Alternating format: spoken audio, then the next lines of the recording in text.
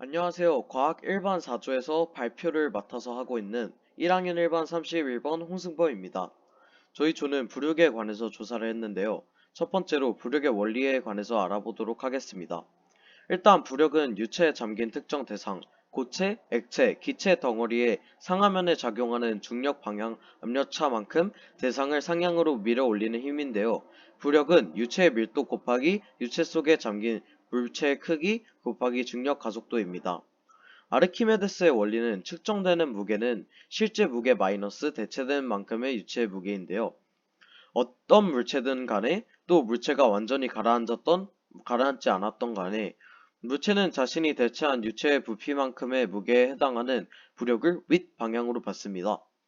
설명에 의하면 가라앉은 물체가 대체한 액체의 부피는 물체의 부피와 같으며 부력은 물체가 대체한 부피만큼의 액체와 무게에 같습니다.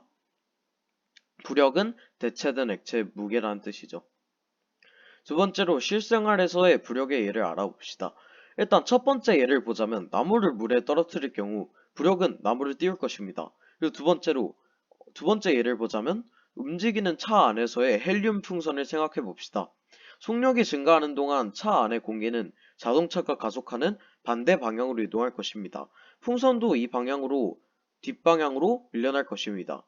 하지만 공기에 의해 풍선은 부력을 받아 차의 가속 방향, 즉 앞방향으로 힘을 받을 것이며 이로 인해 풍선은 더 이상 밀리지 않고 멈추게 될 것입니다. 이 이유로 인해 자동차가 곡선길을 따라 회전할 경우 풍선은 곡선길의 안쪽 방향으로 쏠리게 되는 것입니다.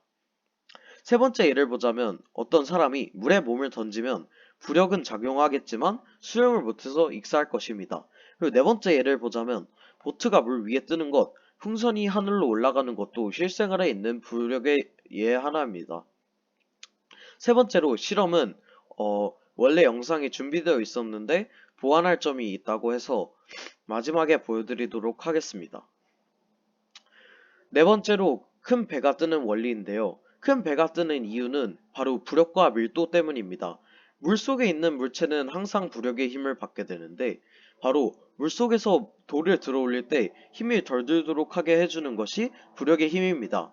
부력의 힘은 중력과 반대 방향, 즉 위쪽으로 향합니다. 무거운 배 동안 이런 부력의 힘으로 물 위를 떠다닐 수 있는 것이라고 합니다. 다섯 번째로 부력에 관한 재미있는 사실은 아르키메데스가 목욕을 하다가 물체를 유체 안에 넣었을 때 받는 부력의 크기가 물체가 유체에 잠긴 부피만큼의 유체에 작용하는 중력의 크기와 같다는 원리를 발견하였습니다. 이 아르키메데스의 원리를 통해서 바다에 떠있는 빙산이 받는 부력이 얼마일지도 계산할 수 있다고 합니다. 여섯 번째로 우리가 부력을 활용하기 시작했습니다. 잠수함의 원리는 부력을 사용한 것입니다. 어떤 물체든 물보다 부력이 크면 물 위로 작으면 가라앉게 됩니다. 부력을 적게 하기 위해서 금속을 매달거나 물탱크에 물을 채워주어 주위에 물과 부력이 다르게 하여 중력에 의한 물보다 가라앉게 하는 기술을 활용합니다. 7번은 부력의 크기 측정 실험입니다. 물체가 물에 뜨고 가라앉는 이유는 물속에서 부력이 중력보다 크면 물에 뜨고 부력이 중력보다 작으면 물에 가라앉습니다. 부력의 크기는 물체의 질량과는 관계가 없습니다. 물체가 나무 또막과 쇠 조각일 때 힘의 크기는 나무 도각일 때는 부력이 중력보다 크기 때문에 물에 뜨지만 쇠 조각일 때는 중력이 부력보다 커서 가라앉게 됩니다. 물속 바닥에 가라앉은 물체에는 부력이 작용할까요? 하지 않을까요?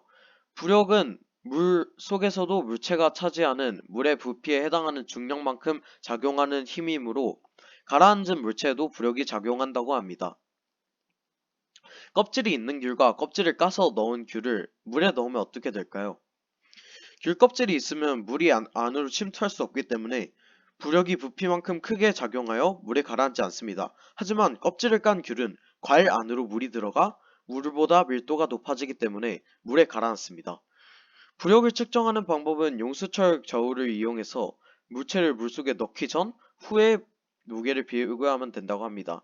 부력의 크기는 물 밖에서의 물체의 무게 마이너스 물속에서의 물체 무게라고 합니다. 가를 보자면 물속에 넣기 전 무게가 2.00N입니다. 나에서 보면 물속에 추가 1개 잠겼을 때의 부력은 2.00N 마이너스 1.87N이기 때문에 0.13N입니다. 그리고 달을 보면 물속에 추에 2개가 잠겼을 때의 부력은 2.00N 마이너스 1.75N이기 때문에 0.25N이 됩니다. 물에 즉 여기서 볼 수 있는 것은 물에 잠긴 부피가 클수록 부력이 커진다는 것입니다. 8번을 보자면 부력이 없다면 발생하는 일인데요. 액체 속에서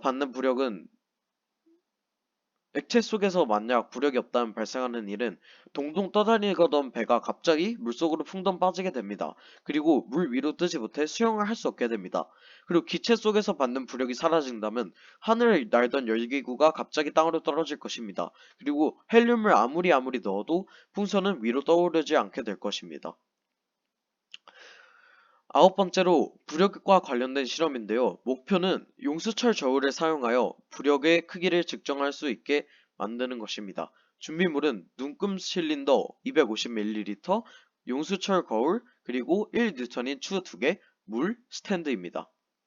측정 결과표부터 보자면 일단 용수철 저울의 눈금은 공기 중에는 2N, 추 1개가 물에 잠겼을 때는 1.87N, 그 다음에 추 2개가 물에 잠겼을 때는 1.75N이 됩니다. 그리고 눈금 실린더의 눈금을 보자면 공기 중에서는 원래 200ml지만 1개가 잠겼을 때는 212.5ml, 추 2개가 잠겼을 때는 225.0ml가 됩니다.